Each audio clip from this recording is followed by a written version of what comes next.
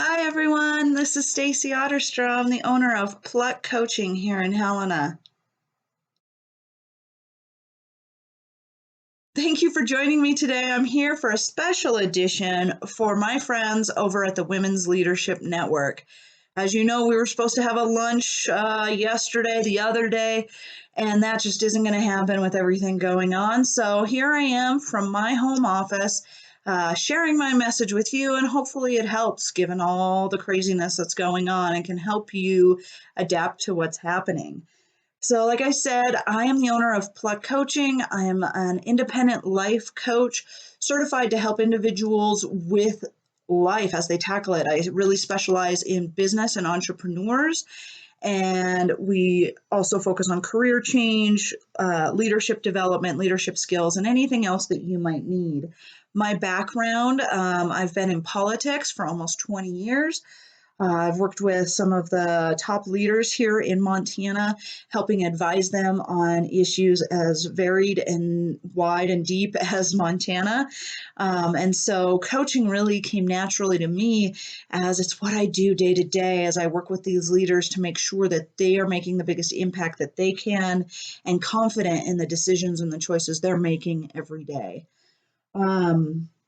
So, with that, there's a little elevator pitch for you. Let me go and dive right in.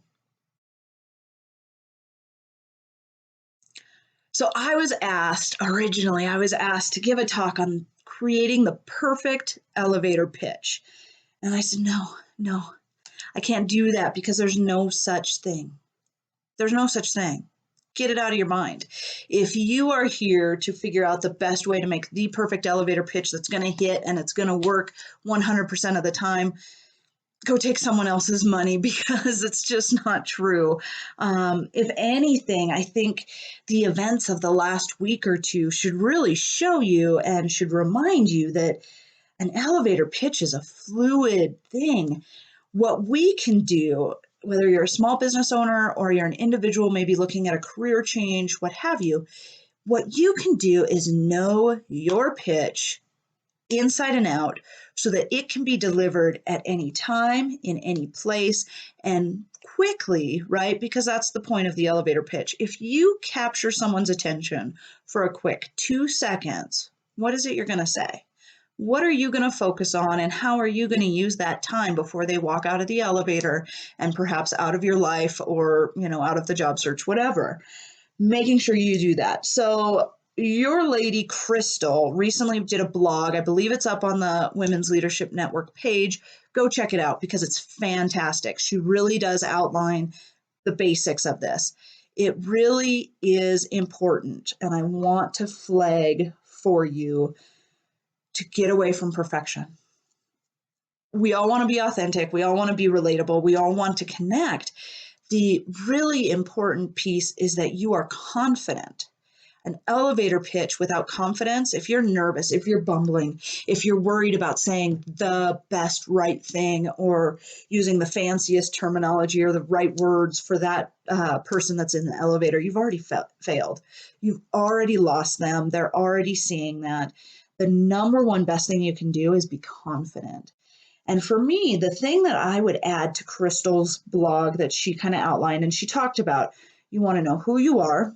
Who are you? What do you do? What's your background? What do you bring to the table?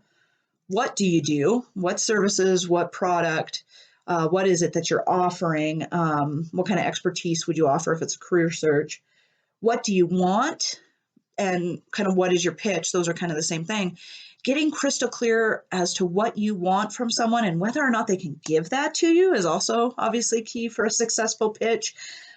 Figuring out what you want and do you have the right audience and kind of getting that pitch down, always asking, having an ask, having something that you are going to leave them with a tangible way to help you moving forward. People do want to help. Now, I would add to that is understanding your why. My buddy, Simon Sinek, says this really well. If you haven't seen the video, I'll try to put it up here somewhere in the video. Go check out his TED Talk. It is incredible and it's smart, because the reality is if you go out there and you look at commercials, let's look at marketing, for example. If you go look at those commercials, those really are elevator pitches, right? They've got 30 seconds, if they're lucky, of your attention, and they're trying to get a message across.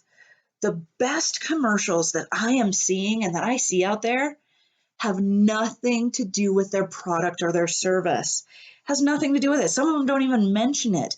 I was working with a client recently and we were talking about the Ancestry.com commercial. There's an Ancestry.com commercial out there that does not talk about what it is or what you're buying. It doesn't even mention it. What it does is it invokes this feeling of sharing your family's history with your children or with your family, and telling that story. That is their pitch. That's their elevator pitch. They don't even bother you with who they are. Well, I mean, their name's written on it, I guess.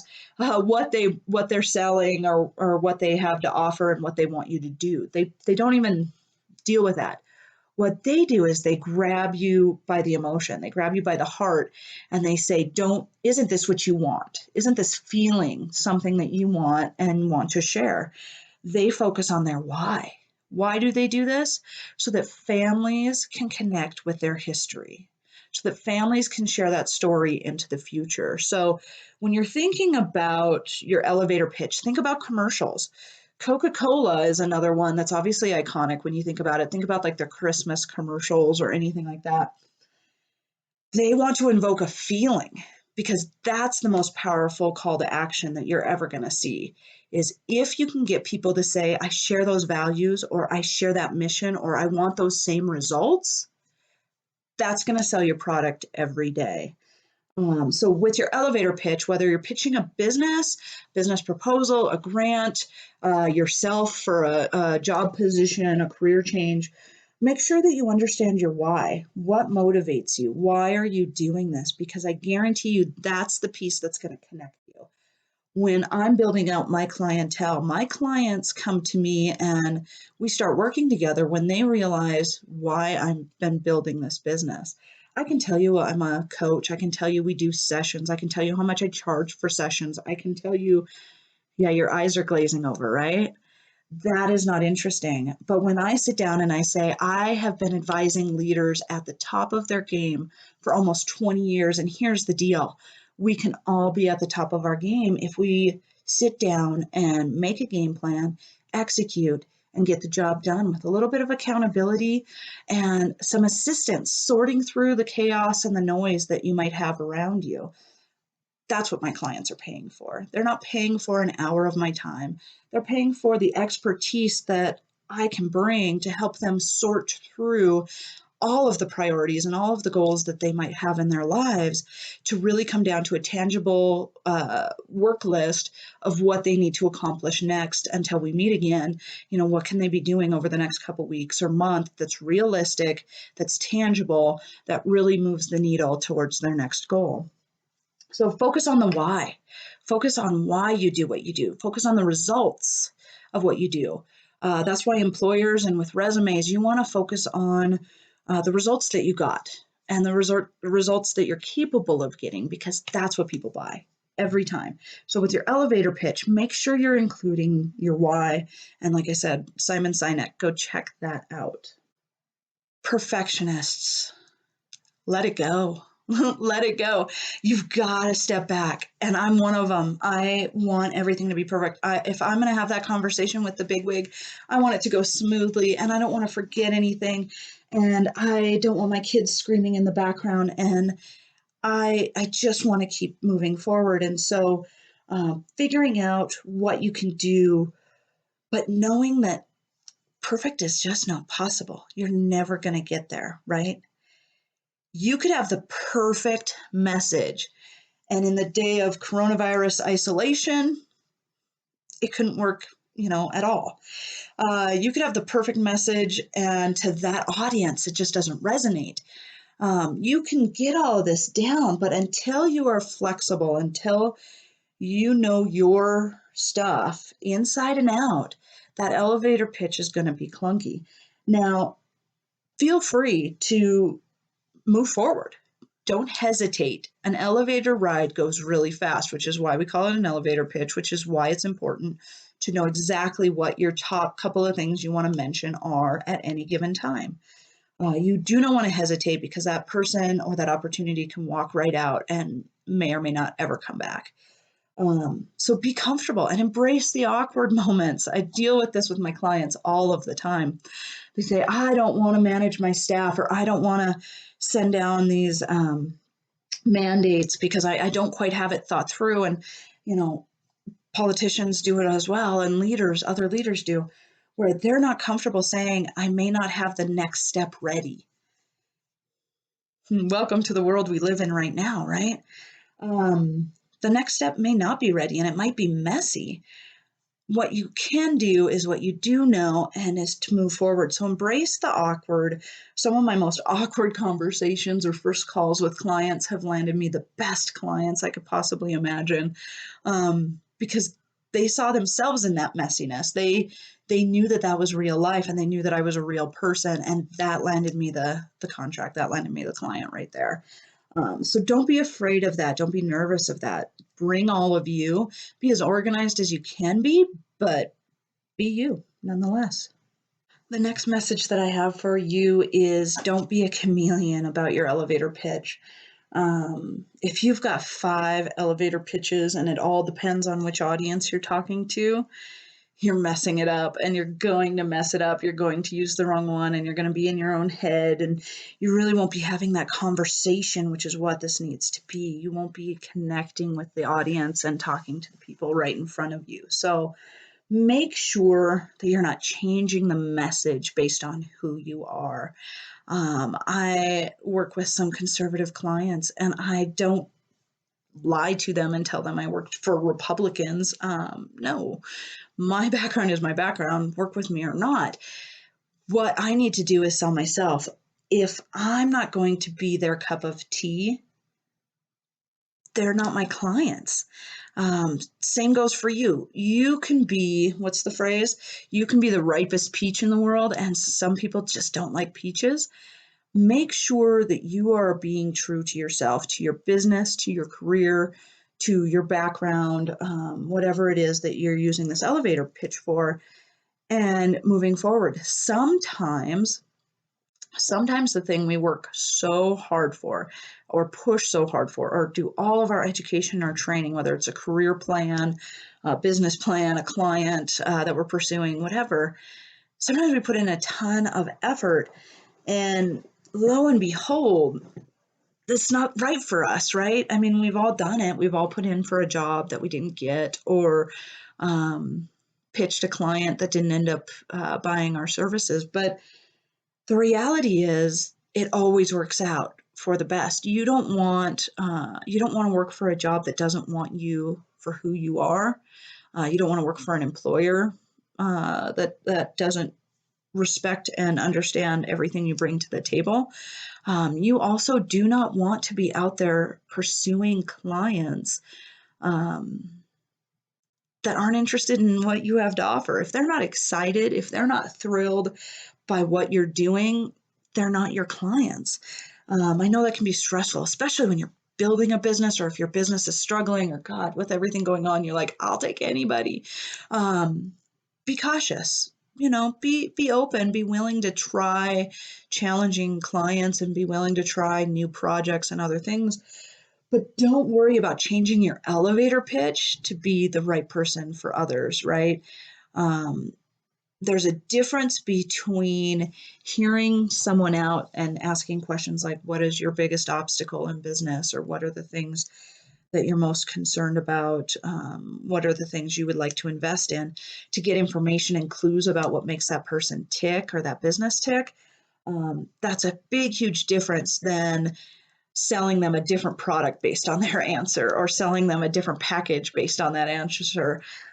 So figuring out what your elevator pitch, it really needs to be tried and true. It needs to be solid. It's you, it's simple, it's basic, it's based on your why, with all those other details, and don't change it up. Don't keep switching it around. Finally, and here's the hardest part, is repeat, repeat, repeat. If your elevator pitch is for you, whether it's for a career change or for a business purpose, you are your brand. You are what you are selling. Even today, even if you're in retail or food service or any other entity, you're still selling your uh, reputation, your brand, who you are, what you bring to the table. So keep repeating it. You have to own it. You have to know it inside and out. And the only way to do it is with practice. My elevator pitch has evolved as it should, and it will continue to do so, and yours should as well. So making sure that you are throwing things out there, you're figuring out not what sticks, to any individual potential client or employer, but what sticks in general, what makes sense, what sounds right, what resonates with people, what do they connect to from your story? And when all else fails, ask them. One of the best things that you can do, it's a great coaching trick, is to ask other people, what should I be doing? What should my next career move be based on my background or based on my skills or based on my business? Who should I be pursuing? What clients should I be looking to bring on to my company?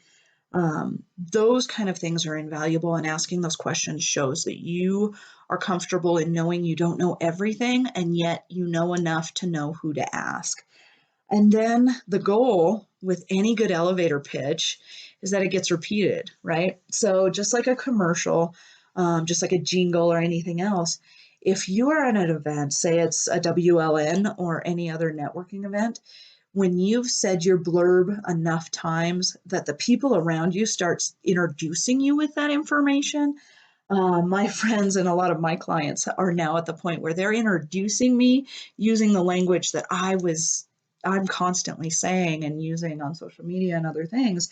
They're using it, they're repeating it. And the fact that they now are saying those things about me is huge. That's that next level, right? That's when your own microphone just got multiplied, and now multiple people are resonating that message and pushing it forward. And so, really staying focused that way to repeat your message. And social media, I'm sure there are experts in this room. Actually, I know there are. Repeat it. Just because you've said it a million times doesn't mean that that person or that new client or that new employer out there has heard it. So repeat yourself, repeat yourself, repeat yourself, and you will get comfortable with your elevator pitch. So with that, normally I'd be able to take some Q&A, but I am not there in person. So feel free to shoot me an email or ask your questions online. Go check me out. I'm on most of the socials, Facebook, Instagram. I'm on LinkedIn. Again, my name is Stacey Otterstrom. I'm with Pluck Coaching. Go look me up. But more than that, own your brand and own your future by really, really nailing what I guess we could call your perfect elevator pitch. All right. Bye, guys.